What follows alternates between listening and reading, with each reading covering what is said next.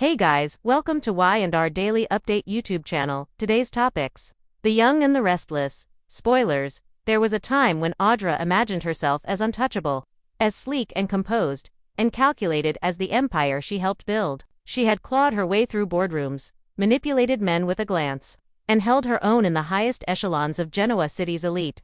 But that version of her, the woman in control, died the moment Victor turned on her. What he did was not just betrayal. It was annihilation. He exposed her darkest truths in a single afternoon, stripping her bare in front of Kyle and Claire. Two people whose respect she had once pretended not to need, but in truth had desperately sought. The secrets she had buried beneath designer silk and corporate loyalty were laid out on Victor's desk like weapons. And when he used them, he didn't blink. The room had been cold, the air thick with disbelief.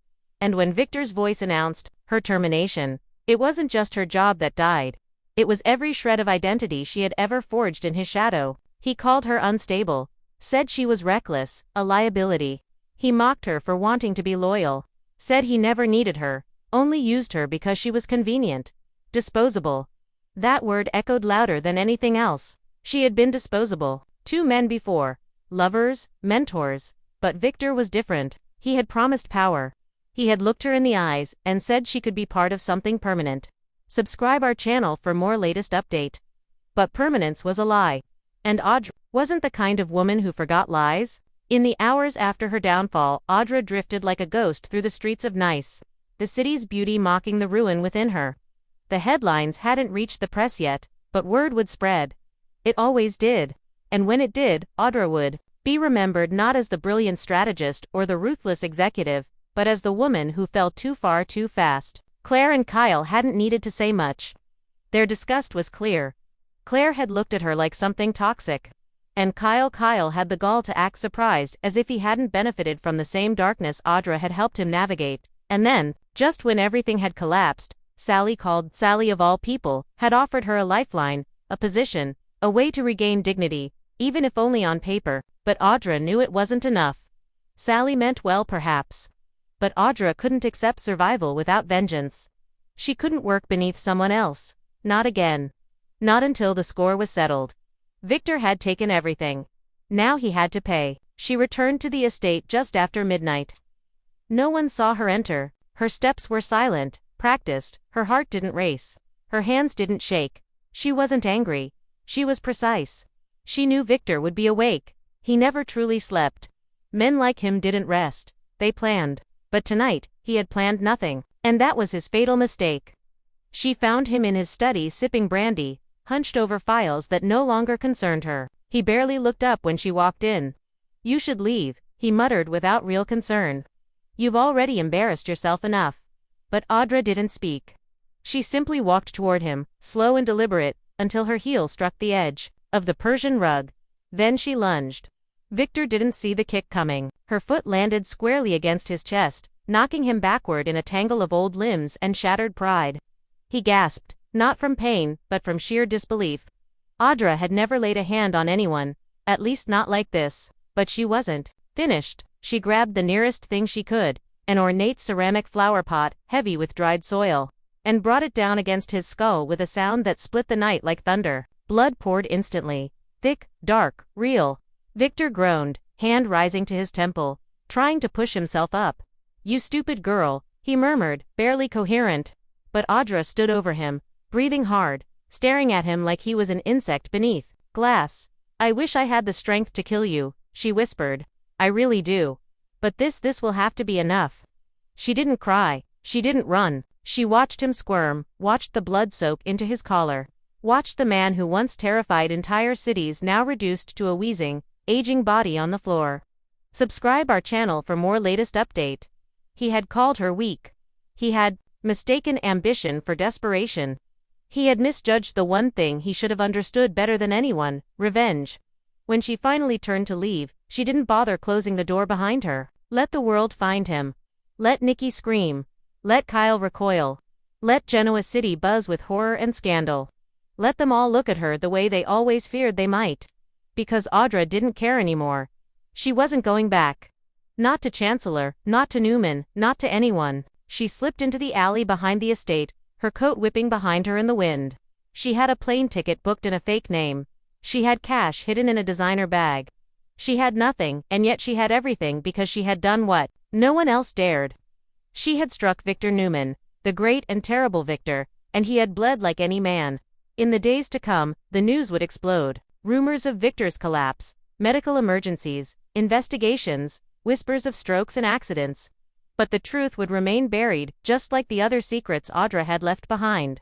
There would be no arrests, no footage, no witnesses, only fear that Audra was still out there watching, waiting, and in some dark hotel room, miles from the nearest familiar face, she would smile to herself and whisper, "Now we're even." This chapter explores the consequences of Audra's violent outburst, Victor's near-death emergency, Tucker's shadowy involvement from Paris, and Audra's descent into vengeance as she targets Claire. It poses difficult questions of justice, betrayal, and survival framed in pure soap opera intensity. The silence that followed the impact was deafening. Victor's blood formed a slow, dreadful pool beneath his temple as the ornate flower pot rolled to the side. Cracked but intact, unlike the man who now lay unconscious in the center of his study. His body, once a monument of control and fear, now looked fragile, almost forgotten. The dim lights of the Newman estate flickered across his motionless frame, but no one came, no guards, no family, no one to stop the slow drip of life leaking from the man who once claimed to be indestructible. It was a cruel irony that a man who had wielded empires like chess pieces could now die alone, silently, stupidly, weakly on the same floor he had once used to issue orders. And Audra was already gone. She didn't run. She didn't panic. She walked out of the estate like a woman released from a cage she never agreed to enter. There were no tears, no guilt, only the electric thrill of liberation coursing through her veins. Victor had used her, turned her loyalty into leverage, disposed of her when she had served her purpose, and now he had paid. But she wasn't done. Not even close. There were more names on the list. Claire's was next. But even as her rage propelled her forward, another name lingered quietly in the back of her mind. Tucker. He had always been there in the background. A whisper of possibility, a safety net she never acknowledged but always knew existed. From the beginning, he had offered her shelter in the chaos. First in boardrooms, then in back rooms. And now, as her world turned red with vengeance and fire, his presence felt less like a memory and more like an escape route. He was waiting for her in Paris. He had told her that if Genoa City ever became too cruel, too small, too broken, he would be there. And now, with Victor bleeding, and the Newman legacy crumbling, Paris suddenly felt like the clean slate she might not deserve, but desperately needed. Still, she had one final stop. Claire. Subscribe our channel for more latest update. It had always come back to Claire, the golden girl, the tragic survivor, the one who could do no wrong. Victor had protected her. Kyle had loved her, and the town had pitied her, but Audra knew better. Claire was not innocent. She had stood silently while Audra was dismantled. She had stared at her with judgment, whispered poison to Kyle, and watched as Victor turned Audra into an example. Audra would not forget that. She would not forgive it. She found Claire at the edge of the garden behind the hotel in Nice, where Claire had gone to clear her mind after Victor's harsh words and Kyle's growing distance. The girl still carried herself like someone torn between sorrow and dignity. But, when Audra approached, there was no room left for diplomacy. Claire turned, startled by the sound of heels crunching gravel. Her eyes narrowed instantly. "What are you doing here?" she asked. But Audra didn't answer immediately. She simply walked closer, her posture calm, her expression unreadable. "You think I'm done?" Audra asked finally. "You think Victor was the end of it?" Claire's breath caught. She could feel the change in Audra, the coiled threat, the quiet madness masked beneath impeccable lipstick and a steel stare. "You helped break me," Audra whispered. "You stood there while they dragged me through the dirt. And now you want to pretend you're the better woman." Claire stood her ground. "You did that to yourself," she said. "You chose to play with fire. Audra, you knew what Victor was. We all did. That was the wrong answer." Audra's eyes flared with something darker than fury. "I was loyal," she hissed. "I was willing to serve. He made promises. Just like you did with Kyle. Just like you let the whole town do with your pity parade. But now the pity is gone. Now it's just truth. And I'm going to make sure you feel what I felt." She stepped closer, and for a moment Claire feared Audra might strike her the way she had struck Victor. But Audra stopped inches away, her breath cold, her voice a whisper. "You don't deserve him," she said. "You never did. But you can keep him, because when I'm done, there won't be a legacy left for any of you to inherit." With that, Audra turned and walked away, her heels echoing like war drums across the courtyard.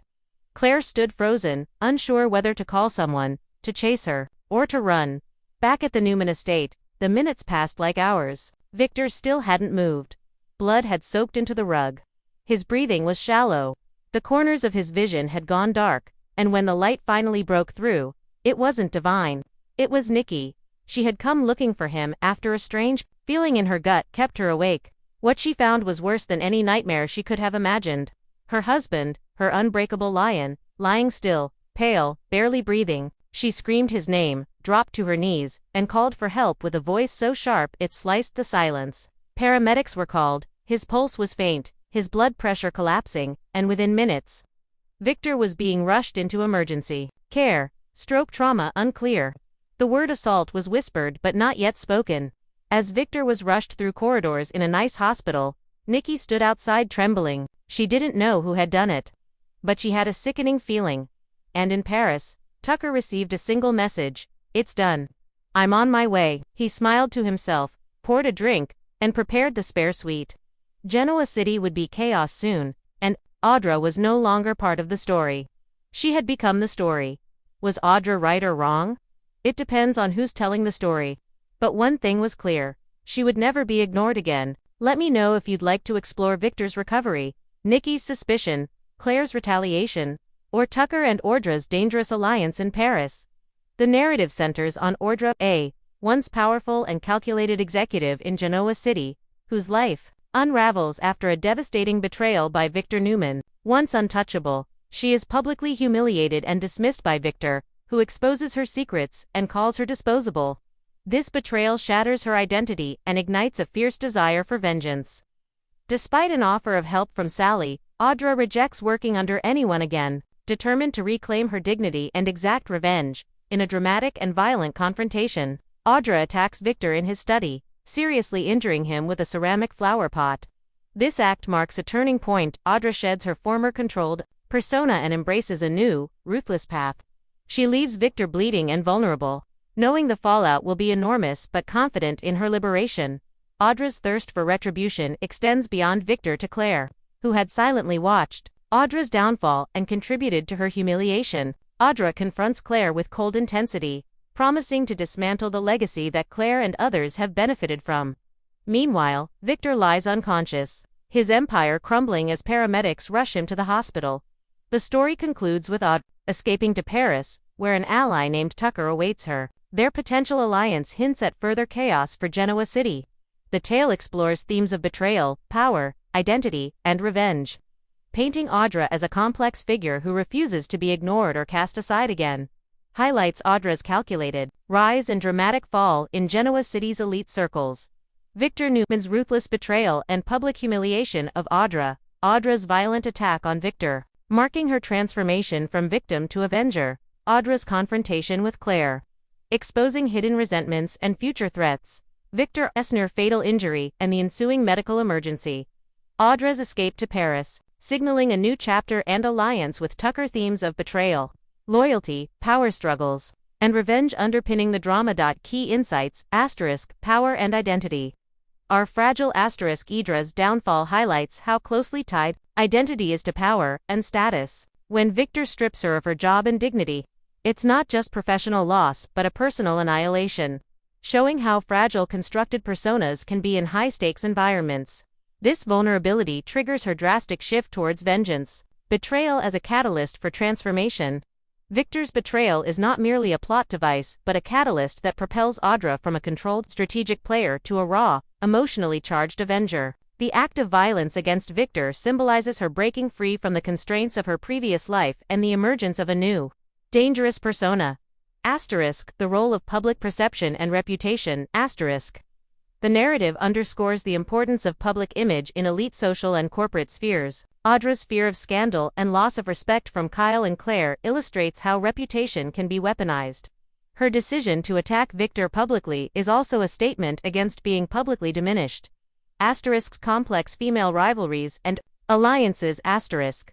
The confrontation between Audra and Claire reveals the intricate dynamics of female relationships in power struggles. Claire's passive role in Audra's downfall and Audra's subsequent direct challenge reflect themes of betrayal, envy, and the struggle for legitimacy in a male-dominated world.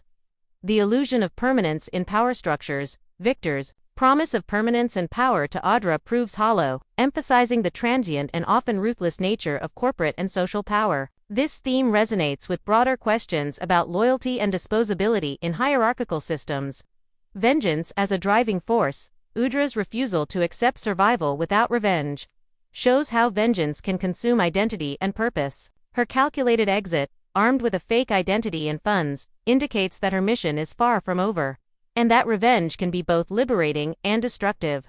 The global stage of personal drama, the story's ending with Audra fleeing to Paris and the involvement of Tucker broadens the narrative's scope, suggesting that personal vendettas and power struggles transcend local settings. This international dimension adds complexity and anticipation for future conflicts.